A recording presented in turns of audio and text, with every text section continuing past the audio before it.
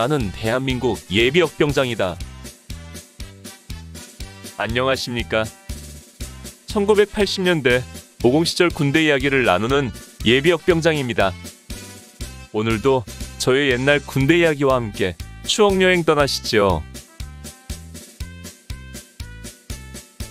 나의 일병 시절 25번째 이야기. 육격훈련 15. 육격장 퇴소 산악훈련장을 향하여 1981년 6월 13일 토요일. 가스실 체험을 끝으로 육격장에서의 훈련은 모두 끝났습니다. 수경지로 돌아온 시간이 오전 11시. 이제 우리가 사용했던 유격장 물품을 모아서 반납하는 일만 남았습니다. 육격복은 어제 오후에 빨아서 널어 오전까지 모두 말렸고 나머지 보급품들도 대충 정비를 해서 서너 명이 끙끙대며 소대물품을 들고 육격장 보급 창고로 갔습니다. 그런데 우리 소대에 지급되었던 보급품을 모두 모아서 장부와 대조해보니 몇 가지 자잘한 것이 부족했습니다. 탄띠 하나와 수통 하나, 그리고 탄입대 한 개가 부족한 것입니다. 아마 어느 고참이 어제 훈련을 마치고 선녀탕 아래 냇물에서 씻고 정비한 뒤에 탄띠 하나를 그냥 버려두고 온 것 같았습니다. 워낙이 낡고 보잘것없는 것들이라 별일 있으랴 싶었는데, 그러나 육격장 행정병은 장부와 대조해보고는 한 개라도 망실된 것이 있으면 자부담으로라도 변상해야 한다며 반납을 받지 않았습니다. 함께 간 분대장이 상황 설명을 하고 웬만하면 그냥 받으라고 사정도 하고 윽박질러 보기도 했지만 막무가내였습니다. 빨리 가서 텐트도 철거하고 전장 정리도 해야 하는데 시간은 자꾸 흘러가고 그들은 아쉬울 것 하나 없다는 식으로 버텼습니다. 참으로 물건 같지도 않은 것을 가지고 망실했다고 돈을 내라는 것이 억지 같았지만 할 수 없이 같이 간 분대장이 3,000원을 주고 해결했습니다. 우리 일병 한 사람 한 달 월급이 그대로 날아가는 순간이었습니다. 오후에는 텐트를 뜯고 군장을 꾸리고 전장 정리를 했습니다. 텐트를 세우기 위해 베어왔던 나무와 텐트 바닥에 깔 풀, 그리고 텐트 위장형 나뭇가지들을 모아다가 산속에 버리고 수경지 주변에 쓰레기들을 주워버렸습니다. 모든 것이 끝난 것이 오후 2시. 시간이 좀 남는지 중대장은 오락회를 시켰습니다.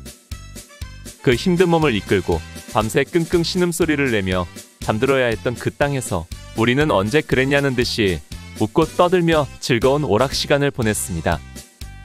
땀을 비오듯 쏟으며 함성이 삼형산 끝자락까지 울리게 했던 지난 시간의 고난은 이제 추억 속의 이야기가 되어가고 있었습니다.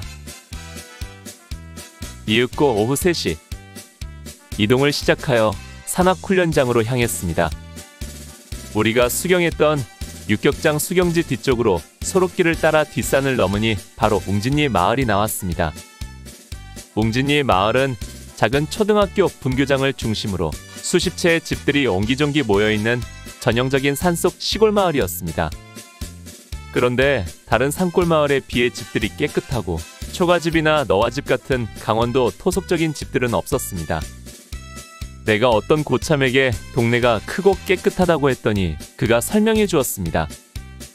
본래 웅진리는 소양호 댐을 막기 전에는 저 아래 있었는데 댐이 생기고 수몰되면서 이곳으로 올라와 새로 생긴 마을이라는 것입니다. 소양호가 생기면서 고향을 떠나기 싫은 주민들이 이곳에 새로 집을 짓고 마을을 형성하면서 옛 마을 이름을 그대로 쓰고 있다는 것입니다. 우리는 마을 쪽으로 내려와 동네길을 만나 우측으로 삼형산 방향으로 길을 따라 올라갔습니다. 오르막길을 따라 밭이 계속 이어지는 전형적인 강원도 시골 마을이었습니다. 웅진리 길을 따라 산악훈련장으로 이동하는 도중 작은 소동이 일어났습니다.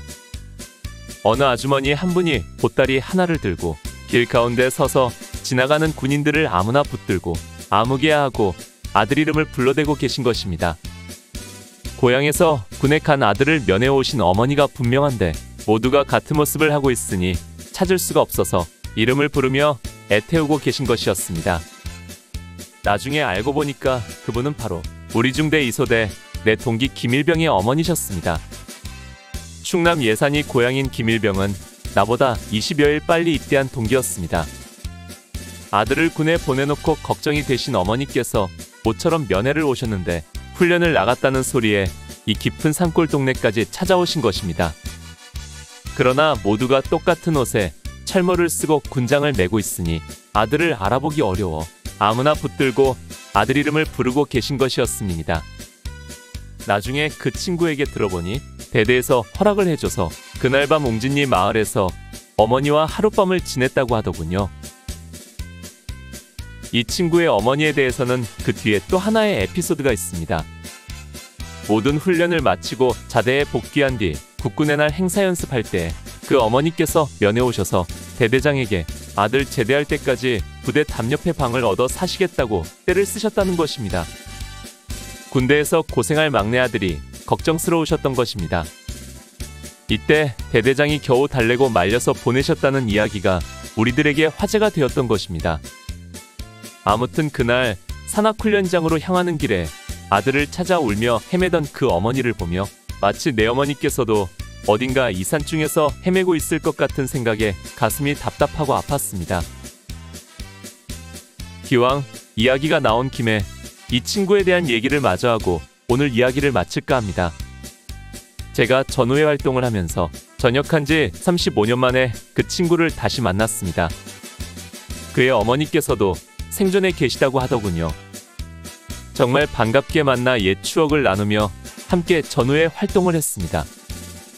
그런데 가슴 아프게도 이 친구가 몹쓸병에 걸리게 되었고 결국 어머니보다도 먼저 세상을 떠나고 말았습니다. 강원도 양구 땅 삼형산자락까지 찾아오셔서 애타게 아들을 찾으셨던 어머니와 그런 어머니보다 먼저 떠난 내 전우를 생각하면 지금도 가슴이 먹먹해집니다. 친구야, 병도 아픔도 고통도 없는 그곳에서 우리 다시 만나 옛 이야기 나누자꾸나. 오늘 추억여행에 함께 해주셔서 감사합니다. 다음 이야기를 기대해주시고 구독과 좋아요 부탁드립니다. 당백